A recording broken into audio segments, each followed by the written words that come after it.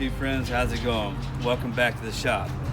Today we got our Majek, our 18-foot redfish line. Right now we're working on the bottom of this boat. We have flipped the boat over in the shop, and what we're doing right now is we're sanding off all the marine algae and everything that has grown on the bottom of this boat. This boat sat in the water for 10 years and wasn't used, and it has, imagine, it has a lot of gross stuff on the bottom of it. If you follow me, I'll show you some things that we're working on.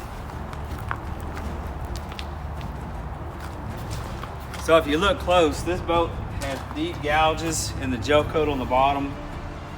I would think that this boat has ran up on every shoreline and every oyster reef here in the state of Texas between Trinity Bay and Corpus Christi Bay. I think this boat has been on every oyster reef there is by looking at the bottom of it.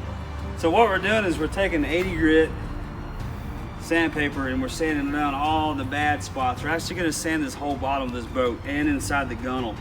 And what we're going to do is we're going to gel coat. We're going to reshoot this in black. Everything's going to be black. On the freeboards on the side from here, the mid-grade is going to be dark gray. So it's going to be black all the way to the bottom, black to here, and then from the freeboard on the side of the boat all the way up to the bottom of the gunnel is going to be a dark gray. If you follow me along, you can see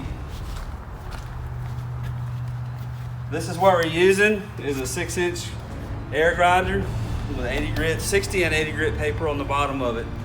And we're going through here and we're just sanding down all this dark black stuff right here. This is just a bunch of old algae and a bunch of garbage that this boat has collected on the bottom from all the years of sitting in water. And this thing is a wreck on the bottom. No structure damage as far as like anything's broken or any big hairline cracks. Just a lot of surface damage from being run up in the rock and the shell. It's a 1992 boat, so it's been through a lot over its life, but we're gonna make it look really nice. If you follow along, you can see it's got some pretty good gouges in the side of it from right here. I think this is where actually the tire, the rim got into the boat where it wasn't sitting on the trailer correctly.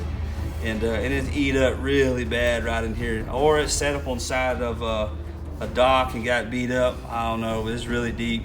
Not a problem, it's a little extra work, but we'll get it taken care of. We'll get it glassed back in and then we'll fill it back in and sand it smooth and you won't see it. Especially being a black gel coat boat, you really gotta have your finish work done right because it will show up. You got any imperfections. If you follow me along,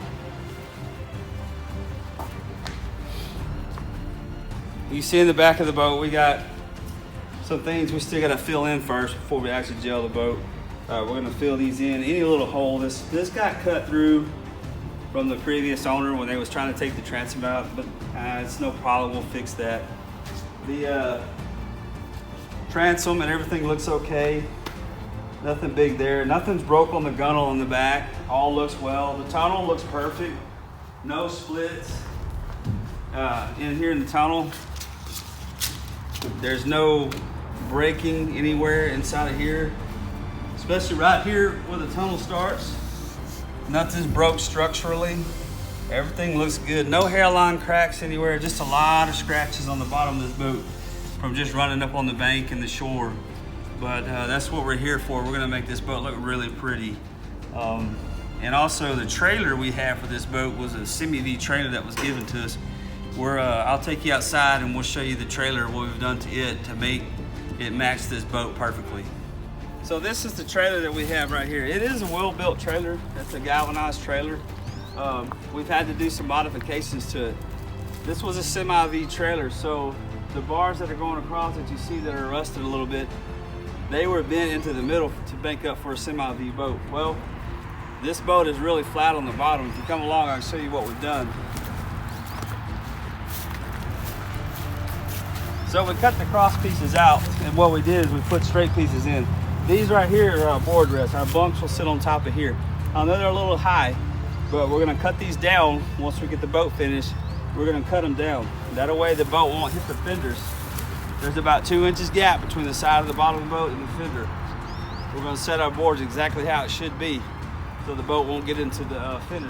We're gonna put backings on the fenders with carpet, and once we're done, we're gonna have the trailer blasted and we're gonna paint it and have it clear coated to match the boat. If you look back here in the back, I'll show you something else. So right here, This originally had a straight back across the back of the boat, the trailer, excuse me. And if you know how the back of that Majek is, it countersinks in for the motor. So we had to modify, we added this in to make up so when the motor's tilted down, it won't hit the back of the trailer. I got one more bracket I need to put on here. Actually on the outside, I forgot, it's coming up. We're gonna take these old light brackets off, put whole new light brackets in. Of course, new boards with new carpet. And in the front, we're gonna modify the front a little bit to fit the boat a lot better. This trailer is a good trailer. It has a 4,000 pound torsion axle on the bottom of it. So it doesn't utilize leaf springs, which are really nice for the saltwater. We have new wheels and tires for the trailer we've already purchased. So we're gonna put the new wheels and tires on the boot with it. It's gonna be really nice.